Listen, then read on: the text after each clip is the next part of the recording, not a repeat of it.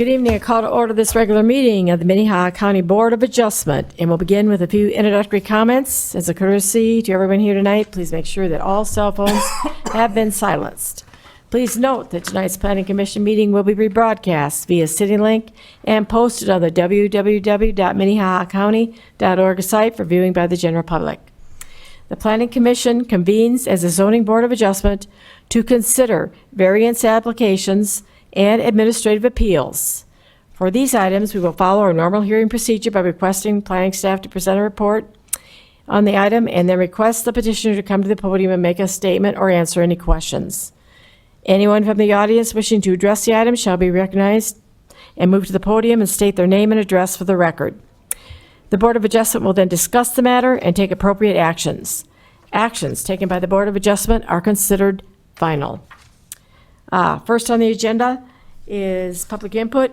Is there anyone here that wishes to speak that anything is on the agenda? Okay, next we will consider item number 1, which is the approval of the minutes of the June 26, 2023 Zoning Board of Adjustment meeting. I need a motion to approve those minutes. I'll make a motion to approve it. Second. Okay, I have a motion and a second to approve the minutes of the meeting. All those in favor? Aye. Aye. Opposed? Motion passes. Item number 2 is variance 23-01 to allow an accessory building to be placed below the base flood elevation on the property legally described as the east 760 feet, the south 680 feet, and the east 30 feet. Northeast quarter, section 6, township 103, north, range 49 west. That is Sevierdup Township. Petitioner and property owner is Michael Benboom, 47299 250th Street. Kevin? Hello, I'm Kevin Hookman, County Planning Department. This item, the applicant is requesting to build a 48 feet by 72 feet accessory building on the property as described at 47299 250th Street near Baltic. And you can see the site there and the river nearby. The property is approximately 12.3 acres. And the request is to build this structure with the lowest floor lower than the FEMA base flood elevation. And the base flood elevation is the 100-year flood.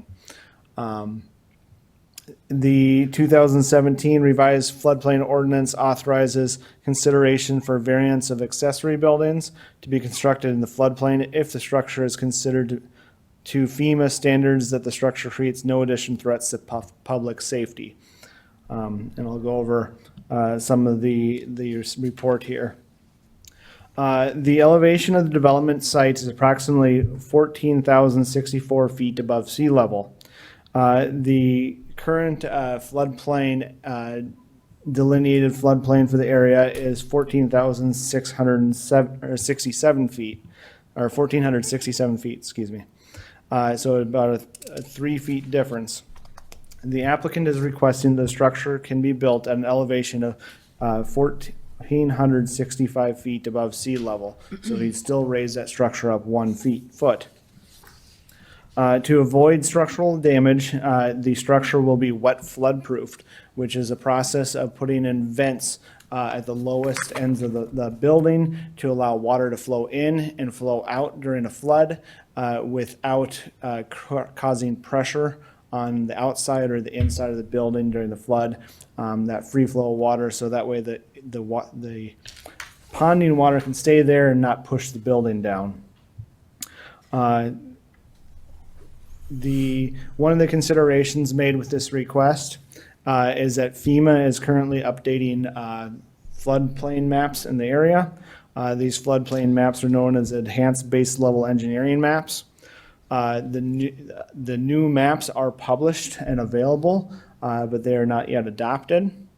According to the new maps, the floodplain elevation for the site will be that 1,464 feet above floodplain, or above sea level, which is at the level of the ground that it's currently. So if these new maps are adopted, this proposed shed will be 1 foot higher than what the actual base flood elevation is. And that is one major consideration in the approval of this application.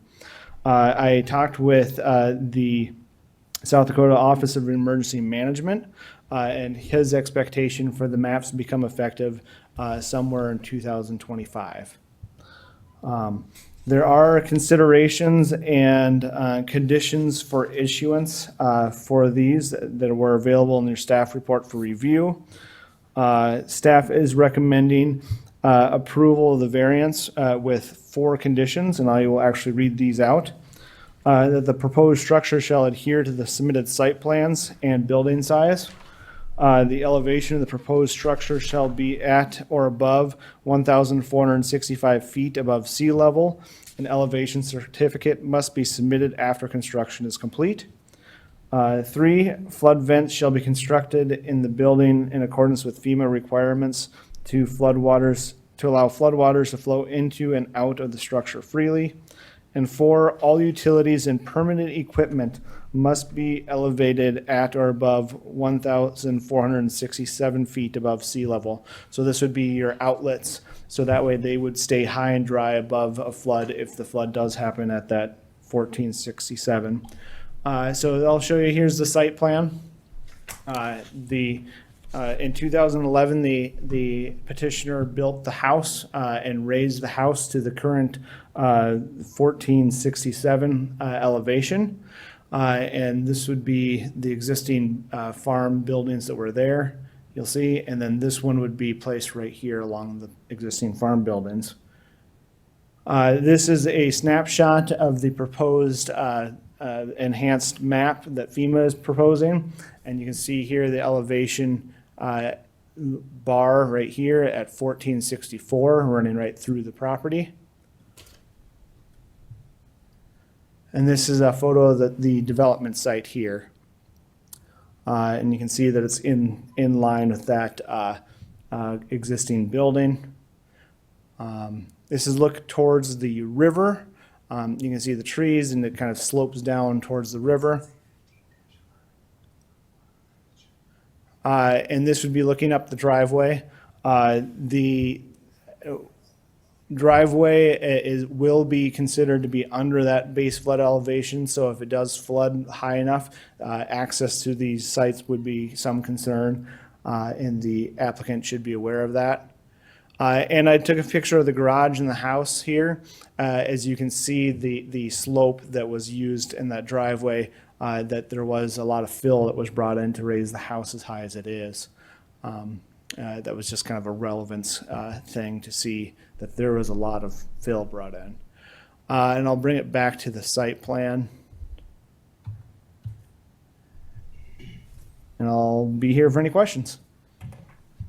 Any questions for him? Madam Chair, just one. Go ahead, Adam. How often does FEMA change their flood maps, I guess? It depends. In this area, it has changed about, I think, twice in this particular space. Okay. If I was clicking around on the maps, and there are some places just across into Minnesota that the maps haven't been changed since the early 80s.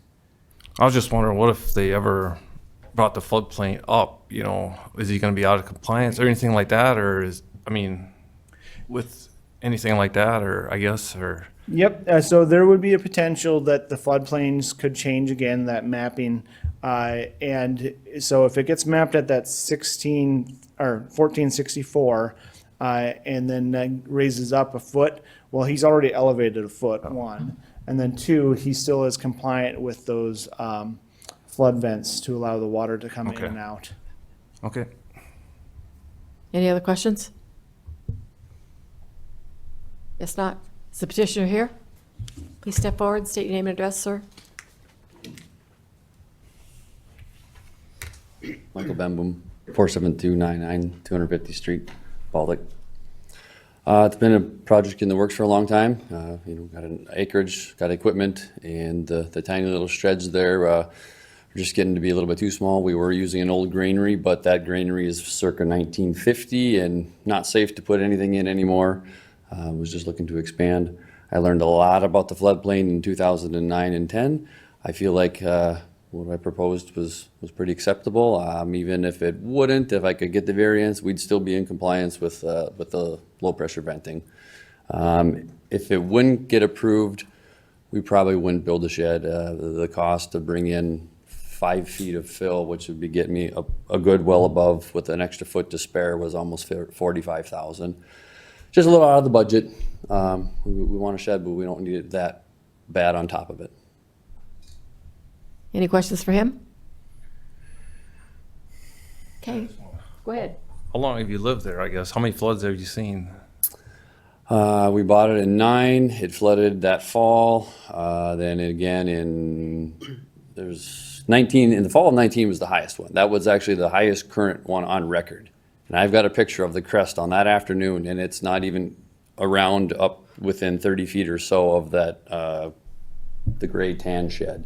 So it's been fun. It's been interesting. The driveway is a bit under. It's on the list of if there's guys hauling in a whole bunch of gravel, that the driveway is going to get some too, because it needs to come up a little as well. It's an old acreage, but Okay, I just wondered how many floods you've seen out there, so that's all. it's a few.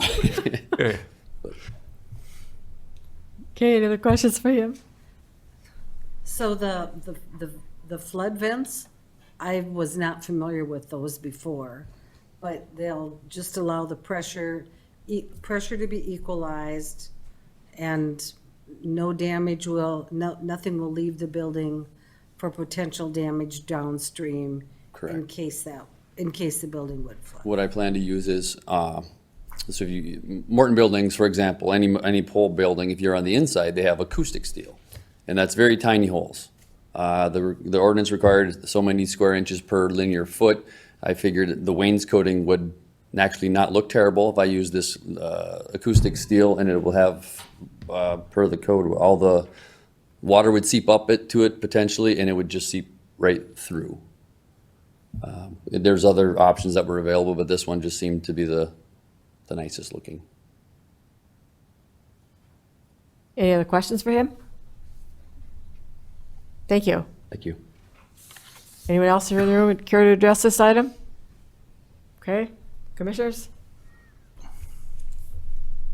Yes, Madam Chair, I think this is a reasonable request to approve. So I'll make a motion to approve it here. Madam Chair, I'll second. Okay, I have a motion and a second to approve the variance 2301. Any further discussion? All those in favor? Aye. Opposed? Motion passes. Any old business? New business? I'll entertain a motion to adjourn. So move. I'll second.